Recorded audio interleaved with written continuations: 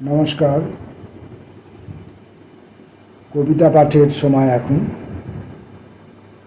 কবিতার এই নির্দিষ্ট সময়টুকুতে আজকে কবি ব্রজকুমার সরকারের কয়েকটি কবিতা পড়ব। প্রথম কবিতার নাম অন্ধদের সিনেমা দেখা। কিছু দৃষ্টিহীন যুবক যুবতী সিনেমা দেখছে মাল্টিপ্লেক্সে বসে। আমিও তাদের সাথে দেখছি একটি দুর্দান্ত সিনেমা। ক্রিকেট খেলা হচ্ছে। আমির খান খুব সমজদার লোক। খেলাধুলা নিয়ে তার সিনেমা অনেকেই দেখেছেন। আজকের সিনেমাটি অন্যরকম। আমির খান আর খেলার সিনেমা বানান না আজকাল। মহেন্দ্র সিং ধোনির বায়োপিক দেখছি, ওরাও দেখছে, হয়তো দেখছে না, শুনছে ঘটনার ঘাত প্রতিঘাত, আবহ সঙ্গীত।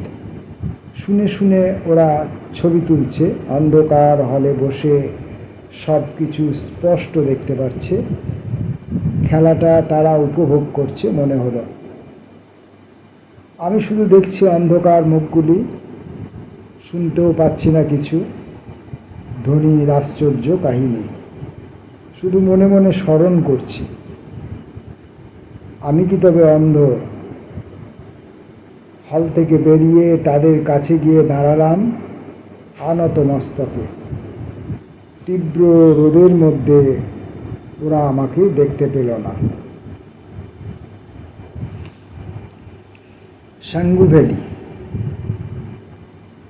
দীপেন্দ্র কুমার সান্যাল ছিলেন অধ্যাপক ও ঠোঁটকাটা লেখক এবং কড়া সম্পাদক, আর তিনি সব বিষ হজম করে হয়েছিলেন নীলকণ্ঠ।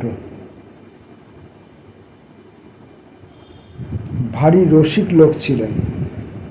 হতভাগা বাঙালির জন্য যত না কেঁদেছেন তার চেয়ে বেশি গাল পেয়েছেন। তার চিত্র বিচিত্র বইটি পড়ছিলাম কয়েকদিন ধরে। মধ্যবিত্তদের যৌবনের রঙ্গভূমি নাম দিয়েছিলেন সাঙ্গু ভ্যালি।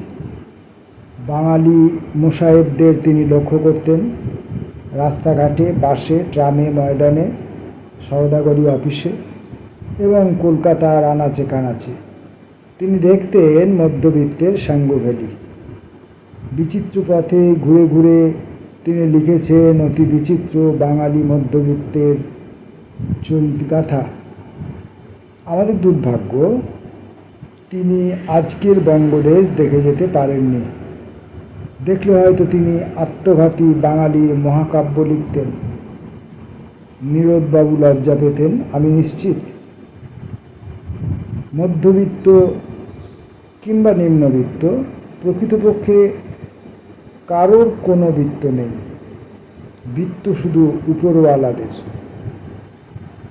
মধ্য নিম্ন বৃত্তের আছে কেবল সাঙ্গু ভ্যালি, এক বিচিত্র ভুবন।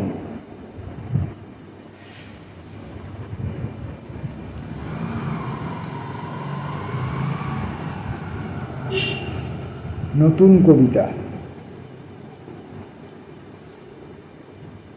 একদিন মাসের দ্বিতীয় শনিবারে দুজনে গেলাম কফি হাউসে। কবিদের মক্কা বলে কেউ কেউ। বয়স হলেও যুবতী কবির সান্নিধ্য ভালোই লাগে। কথা উপকথার ভিতর থেকে জেগে ওঠে বসন্ত সন্ধ্যা। পাশের টেবিলে ঝড় ওঠে, বৈশাখী ঝড়। প্রবীণ গাছটির নড়বড়ে ডাল ভেঙে পড়ার উপক্রম হতেই তন্নি কবিটি পাশে এসে বসে। ঝড় থেমে যায়, শুরু হয় কবিতার ক্লাস। আমার সঙ্গিনী কবিতা বোঝে না। কফি কাপে তার রঙিন ঠোঁটখানি ভিজে ভিজে কবিতা হয়ে ওঠে ক্রমশ। আমার তো ছন্দজ্ঞান সীমিত। মুক্ত গদ্যে তাকে ঘনিষ্ঠ আবেশে শোনালাম একটি নতুন কবিতা। স্মার্ট, আপাত সরল, প্রথা বহির্ভূত কিছু মেধাবী শব্দের একটি কবিতা। চোখে তার মুগ্ধ আবেশ ভালো লাগলো। যুবতী কিছুই জানে না, লিখেছিলেন শঙ্খবাবু। আমি তাকে কিছুই বলিনি, নীরবে এঁকেছি তার উজ্জ্বল মুখখানি। কফি হাউসের জমাট আড্ডায় ভেসে বেড়ায় নতুন কবিতা।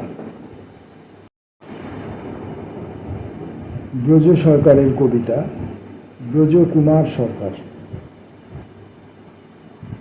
Theory of probability. Brajakumar Sarkar আমাদের বন্ধু বিশেষ। আমরা কুমারটা সবসময় বলি না, ব্রজই বলি। ব্রজ বলতে বলতে আমাদের অভ্যস্ত হয়ে গেছি আমরা, তাই আমাদের সমস্ত বুলি ব্রজ বুলি। সচেতন হয়ে আমাকে বলতে হয় Brajakumar Sarkar. Theory of probability.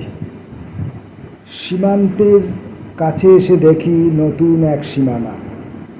সীমাবদ্ধ চোখের আলোয় কত কিছু দেখতে পাই না। এটা কি আমার অক্ষমতা নাকি চোখের অসুখ? হয়তো কোনো একদিন আমার মতো কেউ ক্ষীণ দৃষ্টি মানুষ আকাশ দেখে ভেবেছিল অসীমের কথা। একটি মানচিত্র আঁকতে চেয়েছি, অসীমের মানচিত্র। আঁকা কি এতই সহজ? ত্রিভুজ আঁকতে গিয়ে এঁকেছি একটি চতুর্ভুজ। একটি এক্সট্রা হাতে চতুর্ভুজটি কেটে নিলাম, হয়ে গেল দুটি ত্রিভুজ। হাতের তালুতে অনেক আঁকাউকি দেখতে দেখতে তৈরি করছে একটি আশ্চর্য মানচিত্র। জীবনরেখার পাশে গড়ে ওঠে মৃত্যুর ব্যবহার। আমি বুঝি অসীম মানেই একটি সম্ভাবনা। সীমিত বোধের কোনো সম্ভাবনা থাকে না, শুধু মিছে যুক্তি তর্ক। একেই তো বলে অসীমের দিকে যাত্রা, থিওরি অফ প্রবাবিলিটি। এখন কবিতা পড়ব কবি কমল চক্রবর্তীর লেখা কবিতা থেকে। কমল চক্রবর্তীর কবিতা।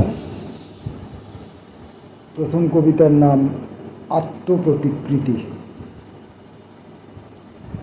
মাটির কলসিগুলি পড়ে আছে জ্যান্ত টেরাকোটা। আগে জল ছিল, এখন শূন্যতা। বিস্মরণ, অক্সিজেন, কিছুটা বিষাদ। বাবা জিতেন্দ্রচন্দ্র, মা মায়ারানী 1944 সালে কমল সরণি। দীর্ঘ পথের প্রান্তে ঝরা পাতা, শত শত কঙ্কাল করটি ছিল, দিগন্ত ছড়ানো কাঁটা লতা। ছোট ছোট মানুষের হাত মুঠি, লেবার ক্লাস।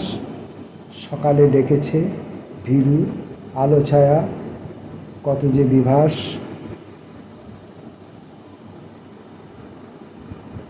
প্রচুর পরাজাগতিক ছড়ানো ভুবন।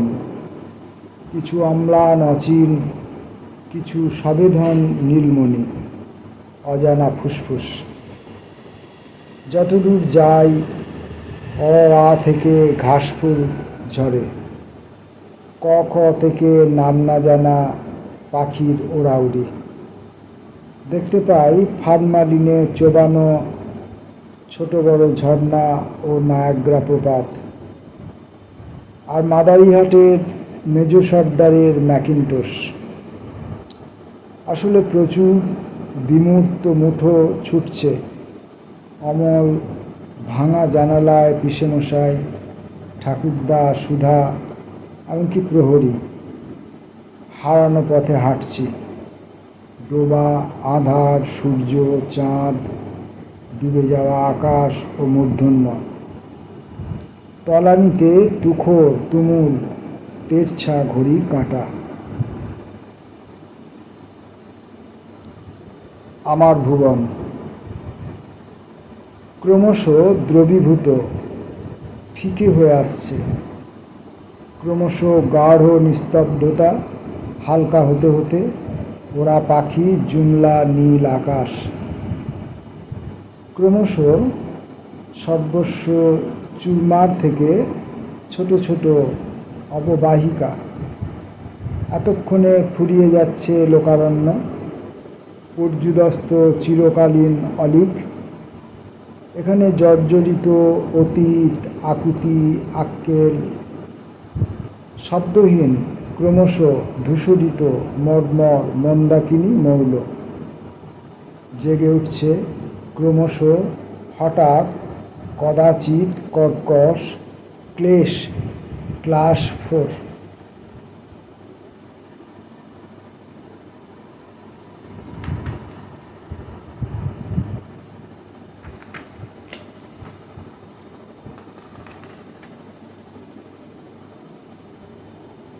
আমার চাষবাস।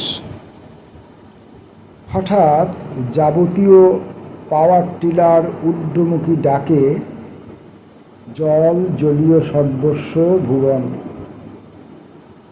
সব যখন হাইপার টেনশনে ডুবে রসাতলে, তখন মাঝে মাঝে ইঁদুর, মানুষ, আরশোলা। মানুষ হতে হবেই, বাদবাকি সবাই না হয় পাথর চাপা জিনিয়াস। একদিক থেকে কাঁধে রামধনুক, কুমারটুলির কয়লা ব্যাগ, অন্যদিকে পিয়ানো পাঁজর পীড়নহারা। ঝাঁককে ঝাঁক। কয়লা খেকো মন্ত্রী আর বানভাসী এমএলএ। এ বলে আমার ফলিক অ্যাসিড, ও বলে আমার ডিটারজেন্ট। সন্দর্ভ লবণের ঢিবি থেকে উঠে আসছে ঠোঁট সোনালি দুর্গা টুনটুনি, ফুলে ফুলে সামিয়ানা, ফাগুন বউ। মনে করে দেখো, আমাদের জীবনের এসেনশিয়াল বলতে আজ পড়ে আছে বাঘমুন্ডি পাহাড়ের মুন্ডুকাটা বাঘ, আর অযোধ্যা পাহাড়ের আনাচে কানাচে টুকরো টাকরা রামধনু, হরধনু। নমস্কার।